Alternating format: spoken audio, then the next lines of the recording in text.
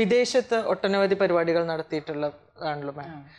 എങ്ങനെയാണ് നമ്മളുടെ വിദേശത്ത് ചെന്ന് കഴിയുമ്പോഴത്തേക്കും അവരുടെ സ്വീകാര്യത നമ്മളുടെ ഗാനത്തിന് അല്ലെങ്കിൽ നമ്മൾ ആസ് എ പെർഫോമർ നമ്മൾക്കുള്ളൊരു acceptance how it is different? കാരണം നാട്ടിലും പരിപാടികൾ അവതരിപ്പിച്ചിട്ടുണ്ട്, വിദേശത്തും അവതരിപ്പിച്ചിട്ടുണ്ട്. ഇത്തരത്തിലുള്ള രണ്ട് സ്ഥലത്ത് പോയി കഴിയുമ്പോഴത്തേക്കും the society, the way they receive us, അതിൻ്റെ ഒരു difference as an artist feel ചെയ്തിട്ടുണ്ടോ?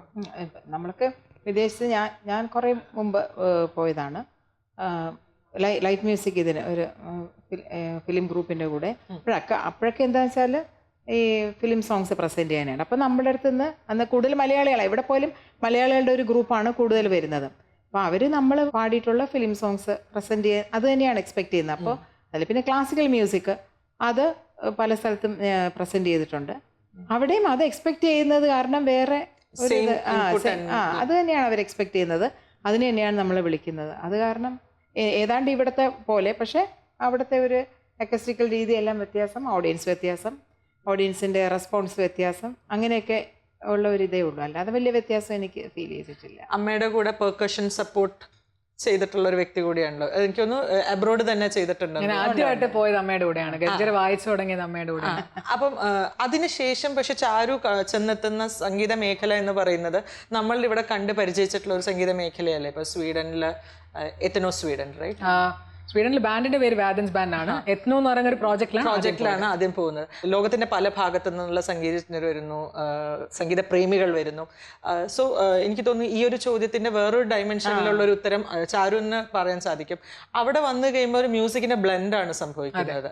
സോ അവിടെ ഓരോ സൊസൈറ്റിയും അവരുടെ സംഗീതത്തിനെ കാണുന്നതും നമ്മളുടെ സൊസൈറ്റീസ് നമ്മുടെ സംഗീതത്തിനെ കാണുന്നതും തമ്മിൽ വലിയ വ്യത്യാസമുണ്ടോ, വലിയ അന്തരമുണ്ടോ? Is it really different or not really? Is it on the same direction? Almost on the same direction.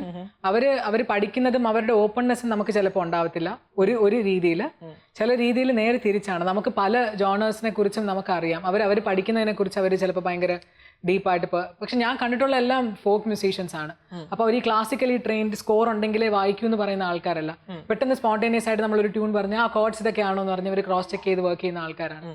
അപ്പോൾ എല്ലാവർക്കും മ്യൂസിക്കിനെ കാണുന്നത് വളരെ ഓപ്പൺ ആയിട്ട് ഭയങ്കര ഡിവൈൻ ആയിട്ടുള്ള ഒരു സാധനമായിട്ട് തന്നെയാണ് കാണുന്നത്. ഡിവൈനെക്കാട്ടിലും ഇറ്റ്സ് ഫൺ ഫോർ ദം.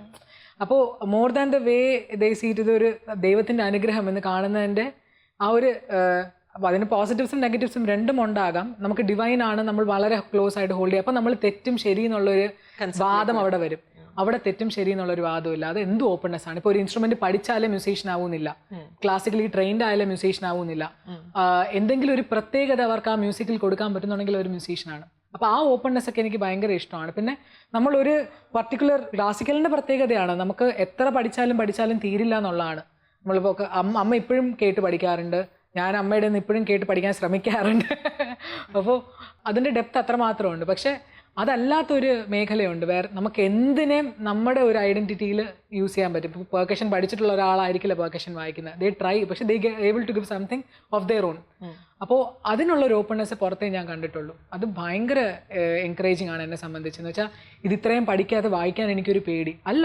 അത് ചാരു വായിക്കുമ്പോൾ ഡിഫറെൻ്റ് ആണ്, അമ്മ വായിക്കുമ്പോൾ ഡിഫറെൻ്റ് ആണ്, ചേച്ചി വായിക്കുമ്പോൾ ഡിഫറെൻ്റ് ആണ്. ഓരോരുത്തർ വായിക്കുമ്പോൾ it will become something of your own. അപ്പോൾ ആ ഒരു ഐഡൻറ്റിറ്റിക്കും ആ ഒരു ഇൻഡിവിജ്വാലിറ്റി, യൂണീക്ക്നെസ്, ഇപ്പൊ പഠിച്ചാലേ അഭിനയിക്കാൻ പറ്റുമെന്ന് പറയില്ലല്ലോ. അതേപോലെ പഠിച്ചാലേ പാടാൻ പറ്റുമെന്ന് പറയുന്നതും ഒരു തരത്തിലത്തെ ഒരു ടാബു ആണ്. അപ്പൊ പഠിക്കാതെ പാടാൻ പറ്റും, അവർക്കായിട്ടുള്ള ഒരു എബിലിറ്റി അവർക്ക് കൊടുക്കാൻ പറ്റാറില്ല. അപ്പൊ ആ ഒരു ഓപ്പൺനെസ് എനിക്ക് കുറേയും കൂടെ ഞാൻ കണ്ടിട്ടുള്ളത് പുറത്താണ്. Anyone can be what they want. ആ അവനവന്റെ യുണീക്നെസ്സും ഐഡന്റിറ്റിയാണ് വാട്ട് മേക്സ് എ ഡിഫറൻസ് എന്നുള്ളത് it's a very big lesson I learn from outside.